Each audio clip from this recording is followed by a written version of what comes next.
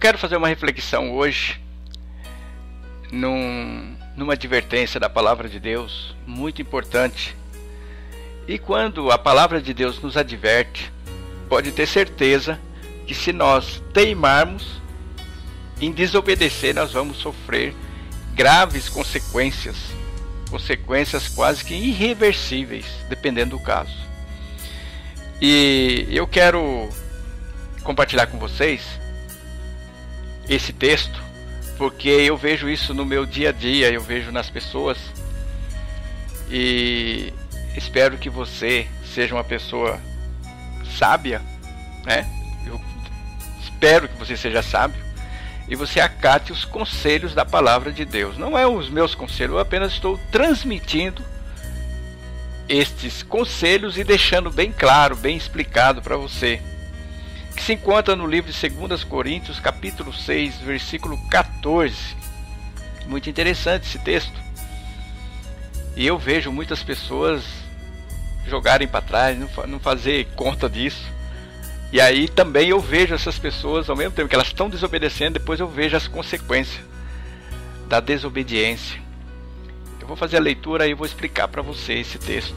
E diz assim, versículo 14 do capítulo 6 de 2 Coríntios: Não vos prendais a um jugo desigual com os infiéis. Por quê? Que sociedade tem a justiça com a injustiça? E que comunhão tem a luz com as trevas? Aqui a palavra de Deus está falando das pessoas se prender uma às outras. Isso aqui ele pode ser na vida conjugal, em negócios, em sociedade. Então a pessoa está se pondo em mesma situação que a outra. O jugo seria um jugo desigual. Você tem um modo de pensar, você tem um modo de viver, você tem um modo de fé diferente, e você arruma uma pessoa, ou num negócio, ou num casamento, e você vai ter que caminhar junto com aquela pessoa. Então vai ser um jugo desigual. Alguém vai sofrer, ou ambos dois, né? E eu tenho visto pessoas casarem com pessoas infiéis, que não querem nada com a palavra. Essas pessoas, elas estão desobedecendo a palavra e vai sofrer as consequências. Eu vi várias mulheres e homens também casar com pessoas que não tem nada com a fé dele, e aí vai ter problema a caminhada cristã, caminhada espiritual.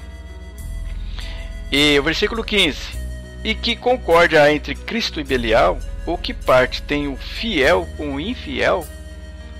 Ele está dizendo que parte, que comunhão, né? Que mesmo pensamento, que mesma fé. E a palavra está falando no versículo 16: E que consenso tem o templo de Deus com os ídolos? Quem que é o templo de Deus? Que a palavra de Deus fala. O templo de Deus é eu, é você que professa o nome de Jesus Cristo. Você é o templo de Deus. E o templo dos ídolos é aquela pessoa que não faz parte do reino de Deus. Ela tem o ídolo dentro dela. É o templo do ídolo. Porque vós sois o templo de Deus vivente. Está escrito aqui, como Deus disse: Neles habitarei e entre eles andarei. E eu serei o seu Deus e eles serão o meu povo. Está vendo como é sério esse texto? É muito sério.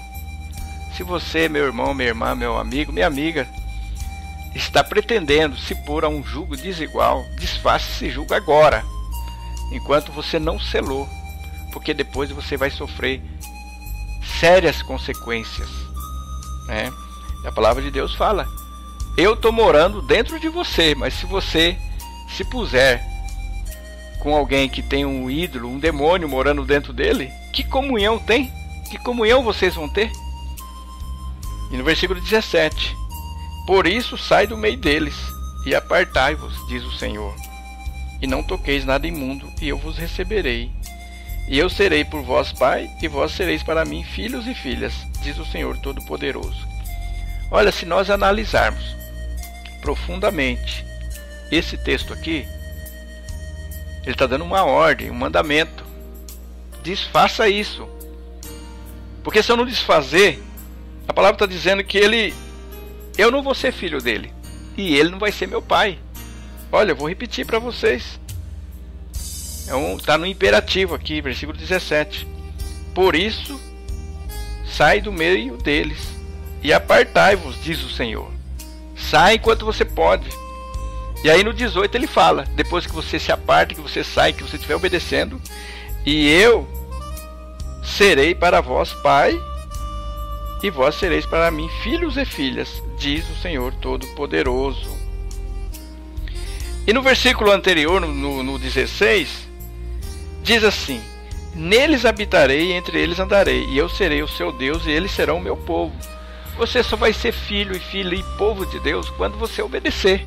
Se você não estiver obedecendo, como você quer ser filho de Deus se você não obedece esse texto?